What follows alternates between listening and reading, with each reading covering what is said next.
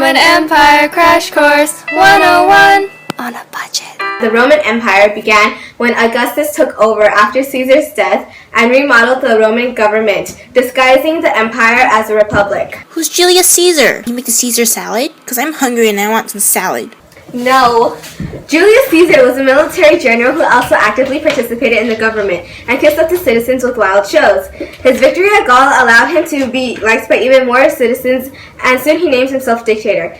He confiscated property from rich people and gave it to his supporters. He extended Roman citizenship to all conquered nations and launched many projects to help provide for the poor. He was backstabbed literally by some members of the Roman elite class who regarded him as a tyrant because he held too much power. Rome then fell into civil conflicts until Augustus took over. Stay down! My fellow citizens, I am the great Augustus Caesar. Yes, it's true, I became emperor after my dad, Julius Caesar, was cruelly assassinated. But I have a heart. Along with Roman politician Mark Antony and patrician Marcus Lepidus, I created the second triumvirate where I avenged my father's death and defeated his assassins. After my victory at the Battle of Philippi, we decided to divide the empire among the three of us and rule as military dictators. Then the alliance was slowly torn apart. Like Lepidus was driven into exile and Antony committed suicide, but I don't need them anyways. Like I said before, I'm actually a military dictator, and I held a wide collection of powers granted to me for life by the Senate. Meaning by law, I pretty much have supreme military command and those of tribunes and censors. With my powers, I not only secured the empire with client states, but made peace with the Parthian Empire, reformed taxation, developed a network of roads, and created police forces. But that doesn't matter. What matters is I got them.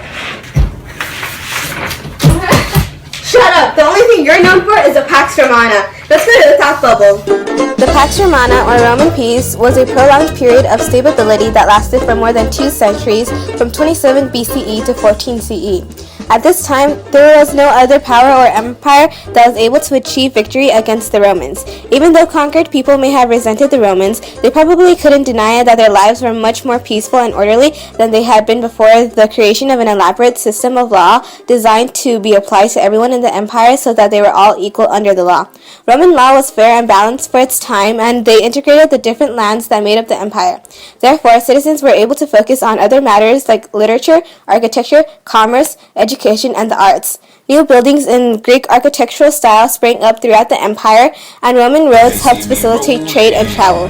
These roads were especially important to the internal peace and security of the empire, as they moved around the troops efficiently, and the emperors were able to control their empire a lot easier since messages and orders could be sent quickly. Now, like all other societies, economic development also happened in Rome.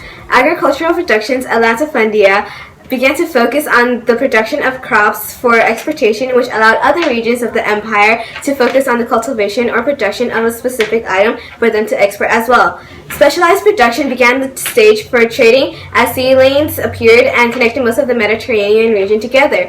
Roman military and naval forces protected the sea from pirates and allowed cargo ships to pass by with more ease.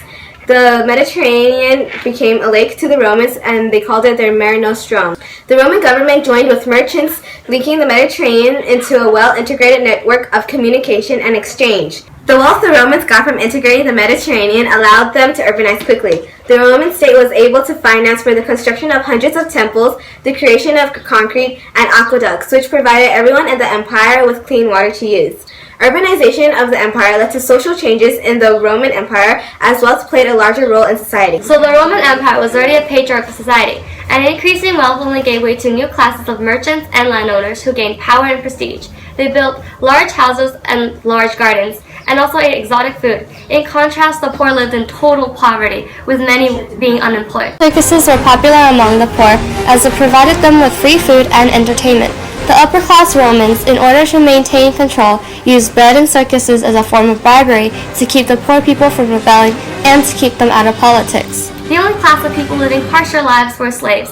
With integration of slavery into ancient Rome, which played a major part in the economy and society, the Roman Empire became more hierarchical. Besides manual labor, slaves performed domestic services as well. Teachers, accountants, physicians, you name it. They're all slaves. Their living conditions are brutal and their lives are short. Hey, aren't you calling me the great city-states? They had slaves first. Hey, what? No! The Roman Empire was much more lenient, okay? They let people like me who were free slaves gain Roman citizenship. that might be impressive, but they still sound mean. Aren't they mean to outsiders too? No, shut up! The Mediterranean basin, which was integrated into the Roman Empire, allowed travelers and other people to be acquainted with the Roman Empire and its culture. Travelers or new people settling could see that Romans recognized a wide variety of gods and goddesses and honored deities as well in their individual households. The Romans were also influenced by Greek tradition of rational thought and philosophy. An example of this would be Stoicism, which taught that human emotions were destructive towards society and its people since it would bring errors in judgment. Stoicism is a popular school of thought since it was similar to that of the Romans. Hello, my fellow Christians! Sorry I'm late to the party. I only gained popularity around 300 CE, which was 15 years after Rome split in two. Oh my god, Jesus Christ. I think my whole Honda is like the biggest fan of yours. Like, big fan. Can you send me for a Oh, okay, but no problem. Anything after a father. You know, your mother may have been a devoted follower, but it was thanks to you that Christianity gained popularity in Rome and it spread throughout. Well, anyway, I have to go now. Praise to answer and such. Goodbye. You would not believe who I just met.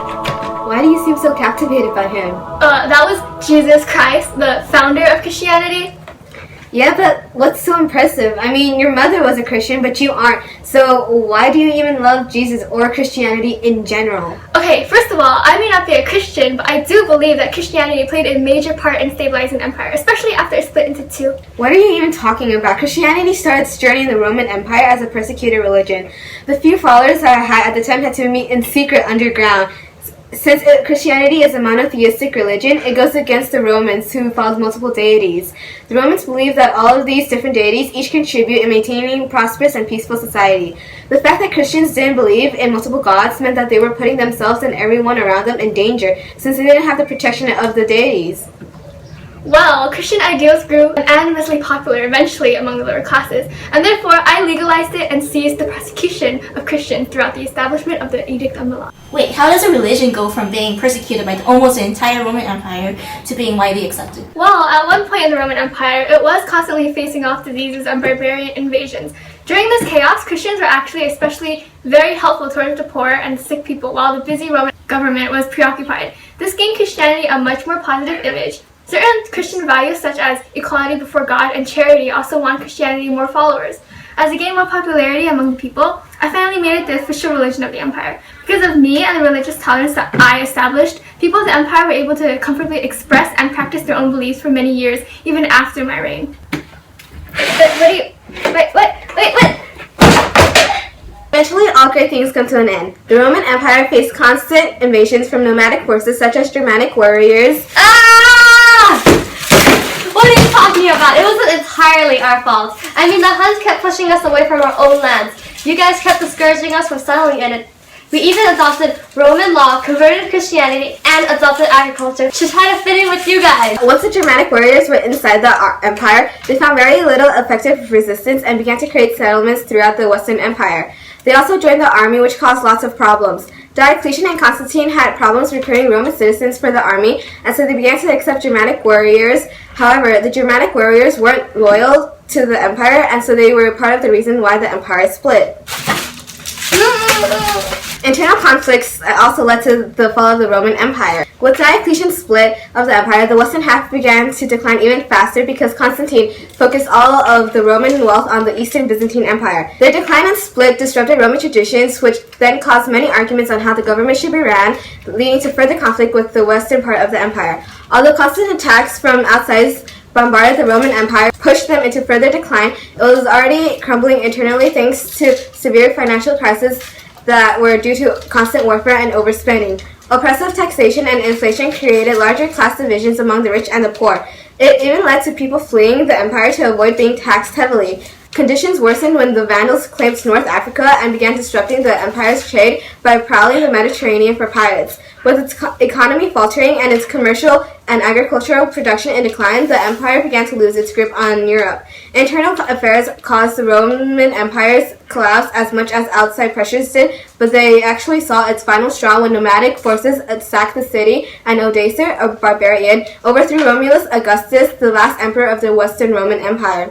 This marks the fall of the Roman Empire, but its legacy still continued on for another millennia in the eastern half of the empire, later known as the Byzantine Empire. Go. What is this? So this is our like, what's it called? That photo thingy, the tripod thingy. This took like an hour and a half to make. So you got like the iPhone 6, which is like $700, and then you have the Asus laptop, which is like $700, and like the duct tape right here, and then like the free Rouse coupon thing. So it literally just took us like an hour and a half. Admire it and its ghetto-ness.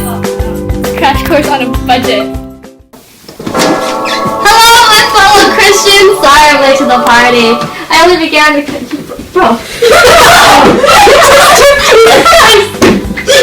You're such a Jesus Christ! What's that Jesus Christ?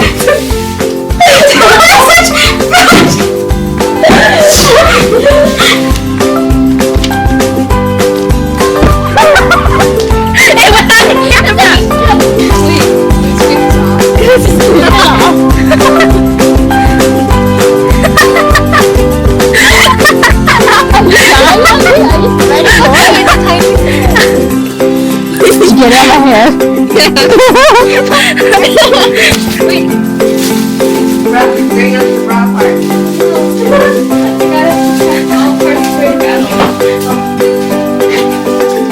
Are you gonna like start like burning when you walk out into the sun? Too hot to handle. Too hot! Yeah, that's the thing to go would wear. Look at that nice dress. It feels like we could New Lady Gaga. It looks like I want to go clubbing. Salmon, where are you going? Salmon! Salmon, come back!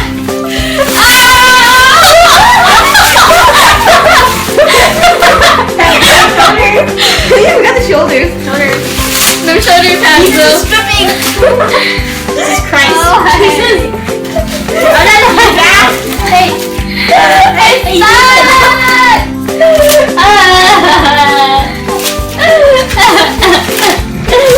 Is it gone yet? Yeah.